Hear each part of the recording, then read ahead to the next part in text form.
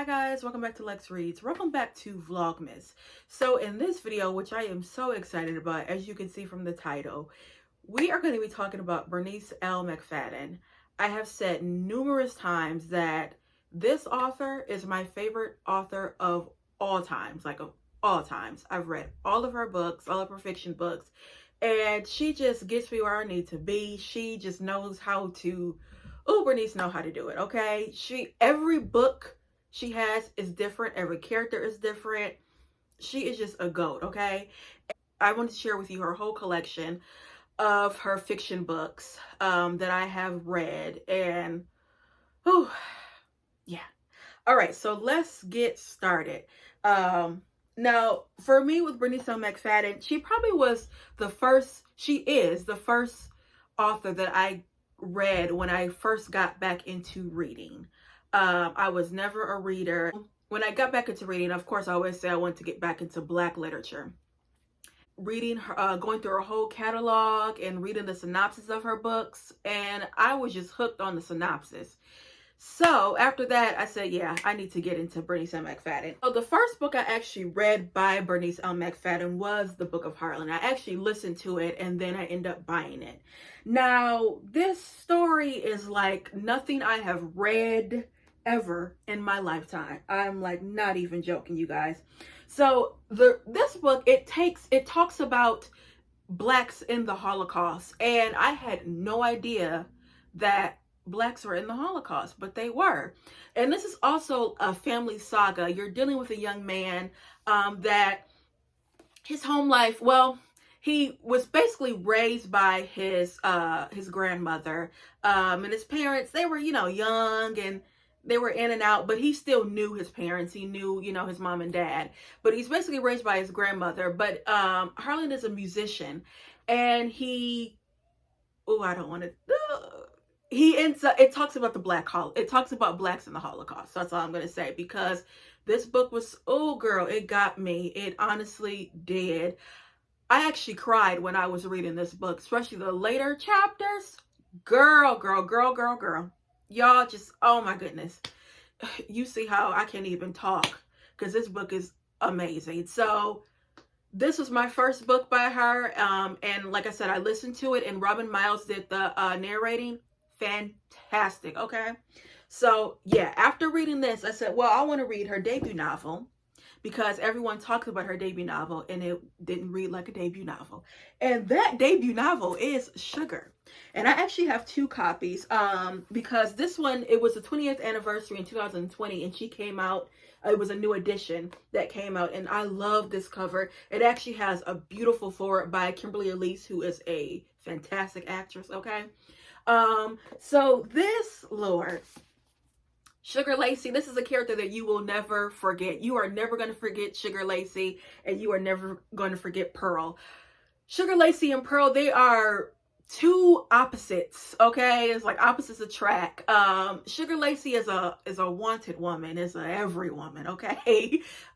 She, get around. And she develops this friendship with Pearl, and Pearl is so conservative and goes to church and really quiet and timid, but something draws her to Sugar. And when you read the book, you will understand why. What I love about Bernice L. McFadden works is her dialogue is unbelievable. She has that dialogue like, how Terry McMillan is known for that dialogue. She is known for that dialogue. And you even have Terry McMillan saying, I wish I could write like Bernice L. McFadden. When you have Terry McMillan saying that, and when you also get praises from Toni Morrison, you know that you can write. And she has literally gotten her stamp from both of those authors. So we already know Bernice L. McFadden can write. So this, again, you will never forget Sugar Lacey. And I love the fact that it's set in Arkansas, set in the South. And I always say I love books that are set in the South because, girl, that commentary and everything is just hilarious. So Sugar, yes. So the next book I have by her is The Warmest December. I actually don't have a dust jacket for this. I bought it used. I need to get another copy of this. This one was really hard. It's about a dysfunctional family. You have a father that he beat, he yelled, he did everything. And a young lady, she's literally telling the story. She's narrating the story. And her father is, she's older now and her father's sickly, and she is just thinking, she's just going back, in her head of her whole childhood and how it just was just horrible. And, like I said, her father's sick, and she's like, do I even want to deal with him? Or why am I even going to this hospital seeing him and all that? And girl, this was so hard. I think it was hard because it like what kind of hit home for me. Especially when it comes to like the daddy issues. And girl, I have had my daddy issues, so I think this was real hard because a lot of stuff that daddy did, I could lightweight kind of relate, okay? And it was kind of hard because I'm like, oh Lord, flashbacks came to me. So this one was really hard, but it still was fantastic. The next is This Bitter Earth. So this is a sequel to Sugar. And with this, Sugar Lacey has come back to Arkansas because some things have been discovered. And yeah, I don't want to give it away because you have to read Sugar in order to really dive deep into this because girl.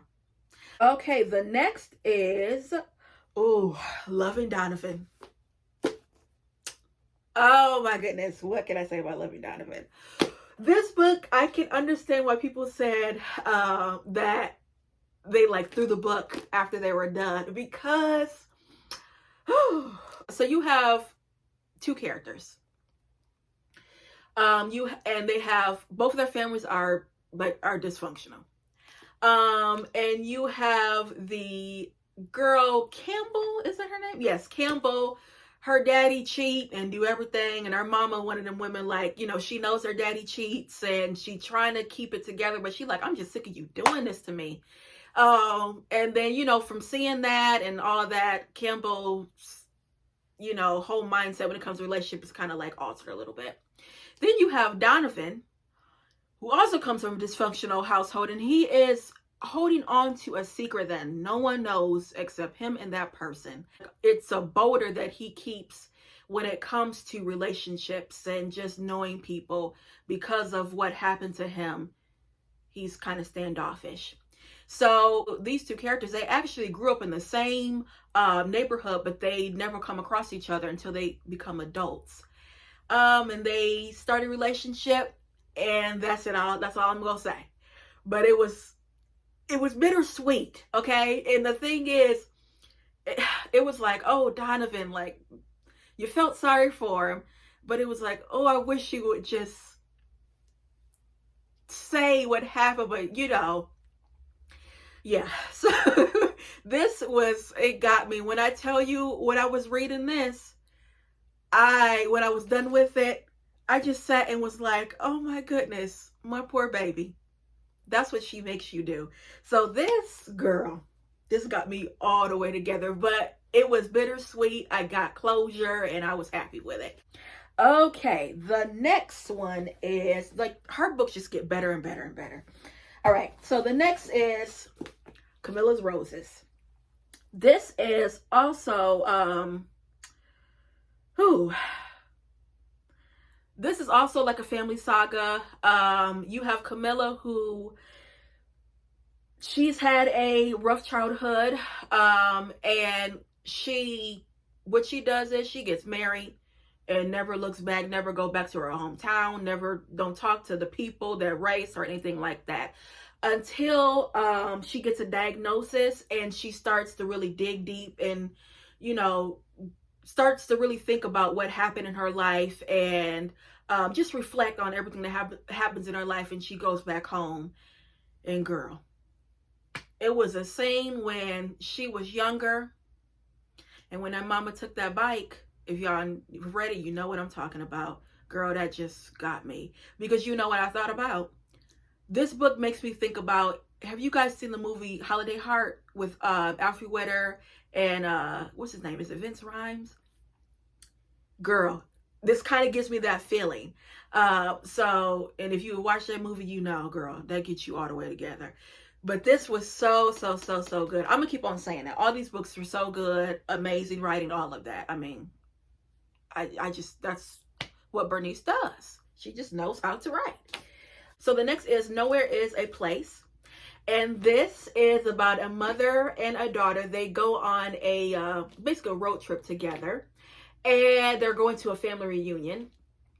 And while they're in the car, you know, both of them are reflecting on their family and everything that happened within the family. And girl, with some secrets, some drama, oddity. Y'all know I love oddity.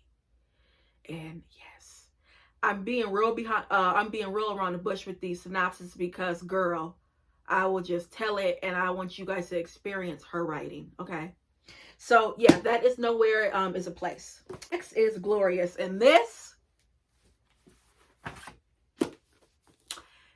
the reason why I absolutely adore this is about a fictional writer from the Harlem Renaissance. Y'all know Harlem Renaissance is my stuff, okay? Character Easter, she is inspired by Zora Neale Hurston and Nella Larson. And if you know the backstories of them, how they just, with Nella Larson, she was accused of plagiarism, which she did not do it. And she was like, you know what?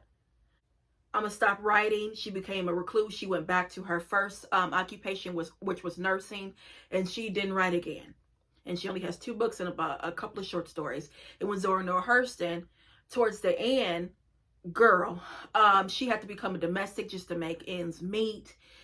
She was ostracized. She actually died in a home. She didn't have any money. Her grave was unmarked. I mean, girl, she just went through it. And the fact that both of these women contribute so much to not just Black literature, but literature in general, and the way that their lives ended, especially Zora Neale Hurston's, it just, whew. But those 2 characters are inspired by Easter Bartlett, and girl, she has, you know, real figures from the Harlem Renaissance. She has, you know, fictional figures from the Harlem Renaissance, just everything, okay? I adored this book. Yeah. All right. The next is Gathering of Waters. Now, this was probably the last book I had read because I was hesitant because it's inspired by Emmett Till. And if you guys know the backstory of Emmett Till, how that baby was murdered. Oh, Lord. But Bernice did it perfectly, okay? Because she talked about what happened with his murder, but the way she did it, it wasn't drawn out. It was like, okay, you saw what happened and then you moved on. So yeah, it is inspired by Emmett Till, but like I said, she did it so right, so right. Okay, so the last book, which is my favorite book of all times, like all times, is Praise Song for the Butterflies. Lord, Lord, Lord, Lord, Lord. Obeakata will forever live in my heart. This is about a fictional town in Africa. It's called Ukimbi. And there is something in Africa, I believe it's in Uganda, I think, where they have something called the Chukwazi system. And it's basically ritual servitude, indentured servitude. You pay for the sins of your family. So it could be something like fornication, adultery, lying. And this family has gone through it, is going through it. And the father is like, you know, something has to give. And he sends Obeo to a shrine. And the shrine is basically, it's slavery. And like I said, you pay for the sins of your family, and you live there until the day you die. Okay. And they have kids, little kids, they got adults and everything. But Obeo, she's 9 years old when she goes to the shrine, and she stays there for about 15 years. And the fact that all of that happened in them shrines, I mean, they do sexual abuse, mental, verbal, everything. And she could be mad at the world, and she's not. She had so much courage, so much faith, perseverance. Girl, I mean, look, all the fruit of the spirit, she had all of it, okay? And I don't know why this book just hit home to me. And I'm like, girl, well, I'm not from Africa. I'm not African. And I haven't dealt with any of that stuff. But I don't know. It was just something that character just had my heart. Oh, Lord. Like this. Oh. Y'all, please read this. Please read this. Out of all these books, of course, I said Bernice L. McFadden can write. But this one, This is my favorite, y'all. This is my favorite. Oh, girl. Yeah. All right. That's all, okay? Because I could be here all day talking about my love of Bernice L. McFadden and her books. I love her spirit. I love everything. She has so much grace. Just, whew, okay? So, yeah. If you guys haven't read Bernice L. McFadden, please read Bernice L. McFadden. I can't even tell you. Read all of them, okay? Read all of them. Of course, I'm biased because this is my favorite, but just read all of them. All of them. Okay, so now, since it is still Vlogmas, we got to mention our 3 songs that we are going to be listening to today. So let me pull up my list. Okay, so the 3 songs that I am going to be listening to today is, the first is Stevie Wonder, Someday at Christmas. Be boys playing with bombs like kids play with toys. It's Stevie Wonder. That's all you got to say. Okay, the next is Mary Did You Know by Vicki Winans. Mary, did you know that your baby boy would one day walk on? It's Vicki Winans. Vicki Winans is a fantastic gospel singer. Okay, that range is unbelievable. And then the last one is Sounds of Blackness, Soul Holiday.